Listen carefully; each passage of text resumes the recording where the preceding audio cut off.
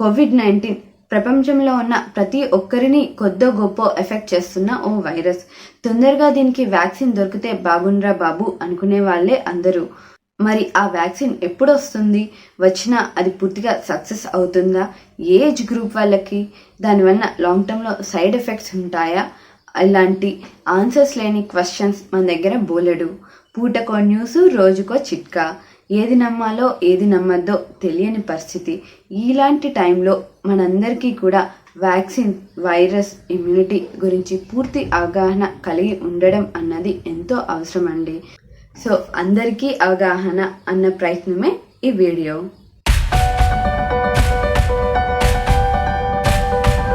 Virus host body లేకుండా sustain అవ్వలేని ఓ విచిత్రమైన జీవి. ఆ హోస్ట్ బాడీ కేవలం మనిషే అవనక్కర్లేదు. జంతువులు, మొక్కల నుంచి బ్యాక్టీరియా వరకు అన్ని వైరస్ బారిన పడుతూనే ఉంటాయి. మరి ఈ వైరస్ ఎంత చిన్నగా ఉంటుంది అంటే ఒక చిన్న సూది మొన అంత ప్రాంతంలో కొన్ని వేల మిలియన్ల వైరస్లు ఉండొచ్చు. నిజానికి మన చుట్టూ ఉండే వైరస్లు ఎన్నో. మరి అలాంటి ప్రతి వైరస్కి వ్యాక్సిన్ ఉందా అంటే లేదు అనే చెప్పుకోవాలి. మరి ఆ టైంలో మనల్ని ఎవరు ప్రొటెక్ట్ చేస్తున్నారు అంటే our bodies defence mechanism, the immune system, వ్యాధి నిరోధక శక్తి. పుట్టిన ప్రతి మనిషికి కూడా బై బర్త్ న్యాచురల్గా పేరెంట్స్ దగ్గర నుంచి కొంత ఇమ్యూన్ పవర్, కొంత వ్యాధి నిరోధక శక్తి అన్నది ఇన్హెరిట్ అవుతుందండి, వారసత్వంగా వస్తుందన్నమాట. మన స్కిన్, కంటిలోంచి వచ్చే నీళ్లు, స్టొమక్ యాసిడ్స్, ఇయర్ వ్యాక్స్ అన్నీ కూడా ఇమ్యూన్ సిస్టంలో భాగమే.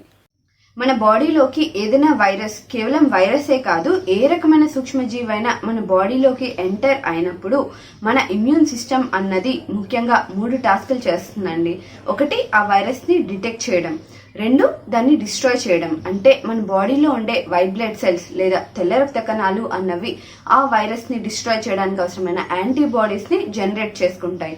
మనకి ఈ టైంలోనే దగ్గు, జలుబు, జ్వరం లాంటి సింటమ్స్ అన్ని కనబడుతూ ఉంటాయి. 3, మెమరైజేషన్. అంటే నెక్స్ట్ టైం ఈ వైరస్ కనుక మళ్ళీ మన బాడీలోకి ఎంటర్ అయితే దాన్ని ఎలా డిస్ట్రాయ్ చేయాలి అని గుర్తుంచుకుంటుంది.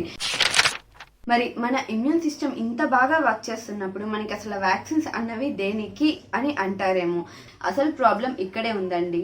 మన బాడీలోకి ఏదైనా వైరస్ ఫస్ట్ టైం ఎంటర్ అయినప్పుడు మన ఇమ్యూన్ సిస్టమ్ దాని మీద రెస్పాండ్ అవ్వడానికి కొంత టైం అన్నది పడుతుంది. ఈ లోపు ఆ వైరస్ గ్రోత్ రేట్ని బట్టి అది ఓ ఫుల్ బ్లోన్ ఇన్ఫెక్షన్ కింద మారచ్చు. వ్యాక్సిన్ అన్నవి ఒక 0 ఎక్స్పీరియన్స్ క్యాండిడేట్కి మనం ఇచ్చే ట్రైనింగ్ లాంటిదండి. అంటే మనం ముందుగా వ్యాక్సిన్ తీసుకోవడం వల్ల మన ఇమ్యూన్ సిస్టమ్కి ఆ వైరస్ అంటే ఏంటి, ఒకవేళ అది ఫ్యూచర్లో ఎప్పుడైనా మన బాడీలోకి ఎంటర్ అయితే దాన్ని అటాక్ చేయడానికి, దాన్ని డిస్ట్రాయ్ చేయడానికి ఏ రకమైన యాంటీబాడీస్ని జనరేట్ చేసుకోవాలి అని ముందుగానే తెలుస్తుంది. మరి మనల్ని ట్రైన్ చేసేలా వ్యాక్సిన్స్లో ఏముంటుంది అంటే వ్యాక్సిన్స్లో ఉండేది వైరసేనండి.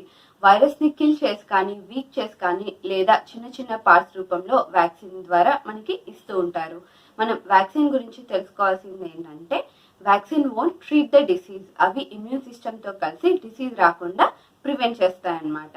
అండ్ ఇమ్యూనిటీ గురించి మనం తెలుసుకోవాల్సిన ఇంకో ముఖ్యమైన విషయం ప్యాసివ్ ఇమ్యూన్ సిస్టమ్. అంటే ఏదైనా వైరస్కి వ్యాధి నిరోధక శక్తి ఉన్న మనుషులు లేదా జంతువుల దగ్గర నుంచి యాంటీబాడీస్ని కలెక్ట్ చేసి కొంతమందికి ఇస్తూ ఉంటారు. దీనికి మన నిత్య జీవితంలో ఓ మంచి ఉదాహరణ తల్లిపాలు. తల్లిపాల్లో చాలా రకాల యాంటీబాడీస్ అన్నవి ఉంటూ ఉంటాయి. కానీ ఈ రకమైన ఇమ్యూనిటీతో వచ్చిన ప్రాబ్లం ఏంటంటే అది కేవలం కొద్ది కాలంకే పరిమితం, లైఫ్ లాంగ్ ఉండదు.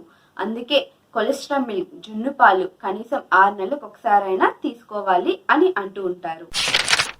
మరి మన చుట్టూ ఉండే సూక్ష్మజీవుల నుంచి మనల్ని మనం కాపాడుకోవాలి అంటే బూస్టింగ్ ఇమ్యూనిటీ, వ్యాధి నిరోధక శక్తిని పెంపొందించుకోవడం అన్నది చాలా అవసరం.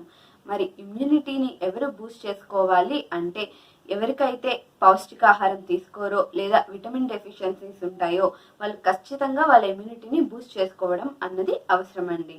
మీకు తెలుసా, ఆటో ఇమ్యూన్ డిసీజెస్ అంటే మన బాడీ యొక్క ఇమ్యూన్ సిస్టమ్ అన్నది మన ఓన్ సెల్స్ మీద అటాక్ చేస్తుంది. టైప్ 1 డయాబెటీస్, కొన్ని రకాల థైరాయిడ్ ఇష్యూస్ కూడా ఈ కోవకి చెందినవే. కానీ ఆటో ఇమ్యూన్ డిసీజెస్ అన్నవి అసలు ఎందుకు వస్తాయి అని ఖచ్చితంగా తెలియదు అని చెప్పుకోవాలి. మీకు ఈ వీడియో నచ్చినట్లయితే లైక్ చేయండి, షేర్ చేయండి.